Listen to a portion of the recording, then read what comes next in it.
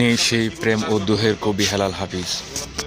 হেলেনকে ভালোবেসে নিঃসঙ্গতায় বরণ করে নিয়েছিলেন প্রেম ও দুহের কবি হেলাল হাফিজ। কবির বন্ধুরা জানিয়েছেন, হেলাল হাফিজ যে হোস্টেলে থাকতেন সেখানকার বাথরুমে রক্তাক্ত অবস্থায় পড়েছিলেন।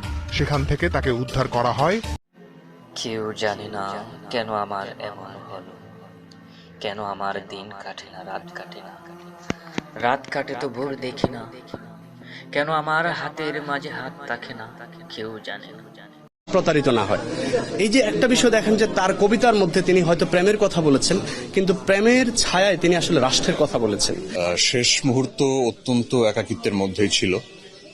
তো যতবারই আমরা চেষ্টা করেছি যে চলুন কবি আমরা কোথাও, তারপরেও তিনি বাইরে কোথাও যাওয়ার ইচ্ছা করেনি এবং যাননি।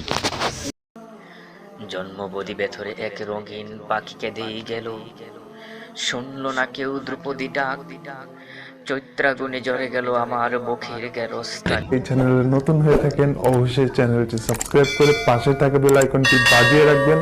সেই সাথে ভিডিওতে লাইক না দিলে অবশ্যই একটি